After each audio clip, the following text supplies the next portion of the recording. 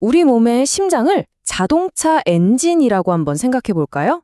복잡하고 어렵게만 느껴지는 우리 몸의 심혈관계, 그 작동 원리를 엔진이라는 아주 쉽고 명쾌한 비유로 한번 제대로 파헤쳐 보겠습니다.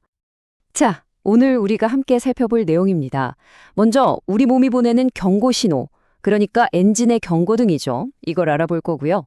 그 다음엔 엔진에 기름을 공급하는 연료 라인에 문제가 생기는 경우, 그리고 엔진의 핵심인 펌프 자체가 약해지는 경우, 또 엔진의 타이밍을 조절하는 전기 배선 문제, 마지막으로 엔진뿐만 아니라 자동차 전체에 영향을 미치는 문제들까지 차근차근 짚어보겠습니다.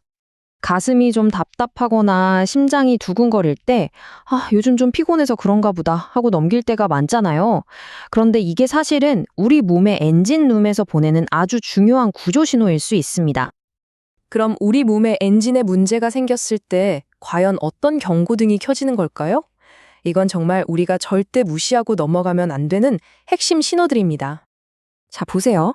가슴 통증이나 두근거림은 딱 들어도 심장 문제 같죠? 그런데 호흡곤란이나 부종은 어떨까요? 특히 몸이 붓는 거요. 이건 왜 그럴까요? 바로 엔진의 펌프 기능이 약해져서 혈액을 시원하게 밀어내지 못하니까 우리 몸 곳곳에서 일종의 교통체증이 생기는 거예요.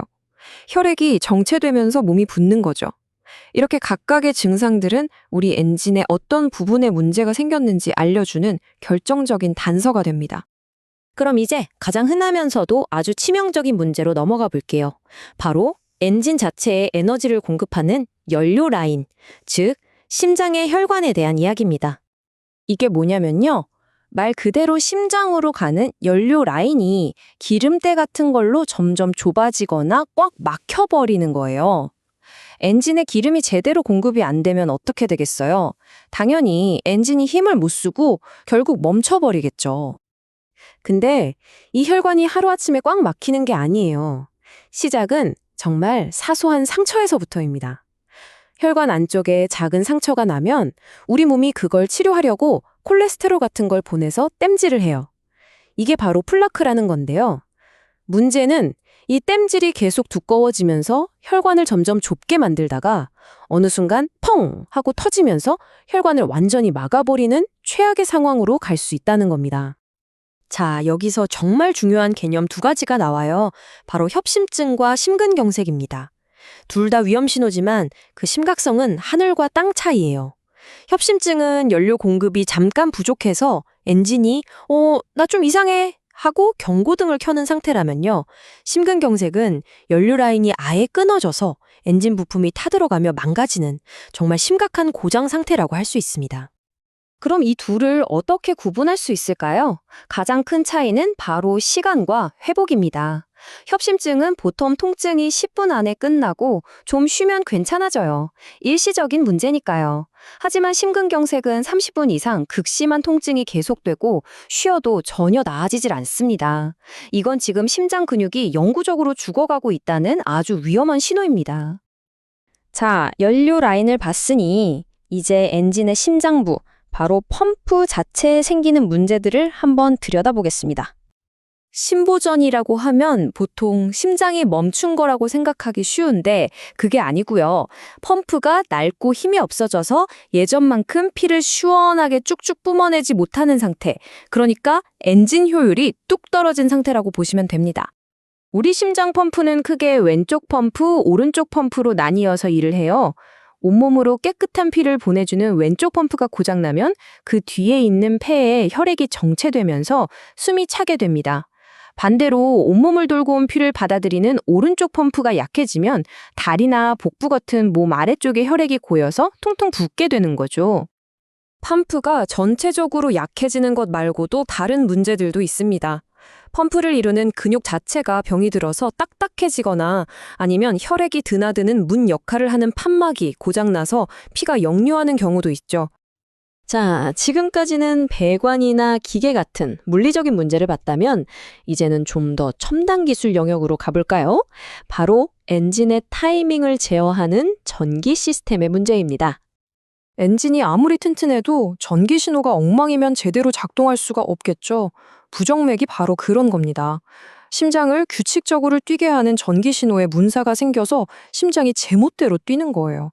갑자기 미친 듯이 빨리 뛰거나 아니면 한 박자를 건너뛰거나 하는 식으로요. 이렇게 전기 신호가 엉망이 되니까 펌프질이 제대로 될 리가 없죠. 그러니까 뇌로 가는 혈액이 일시적으로 부족해져서 어지럽거나 심하면 정신을 잃기도 하는 거고요. 비효율적인 박동 때문에 가심이 답답하고 아프게 느껴지기도 합니다. 자, 이제 마지막으로 시야를 좀 더 넓혀보겠습니다.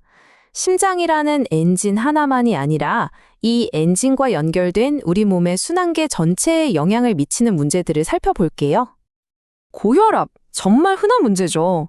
이게 뭐냐면요. 우리 몸의 모든 혈관, 그러니까 파이프라인 전체에 너무 센 압력이 계속 걸리고 있다는 뜻이에요. 엔진이 항상 과부하 상태로 작동하는 것과 같죠.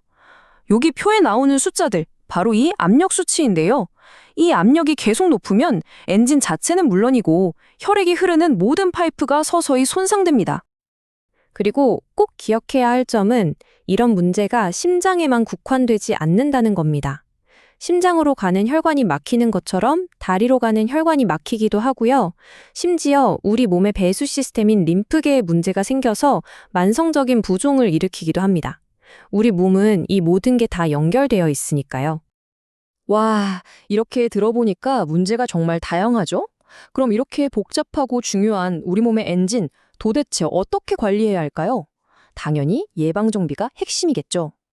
정말 다행인 건요, 우리 엔진의 성능과 수명을 좌우하는 대부분의 열쇠를 바로 우리가 쥐고 있다는 사실입니다. 여기 나오는 것들 좀 보세요. 흡연, 운동 부족, 식습관, 스트레스. 전부 우리가 마음만 먹으면 충분히 관리하고 바꿀 수 있는 것들이잖아요.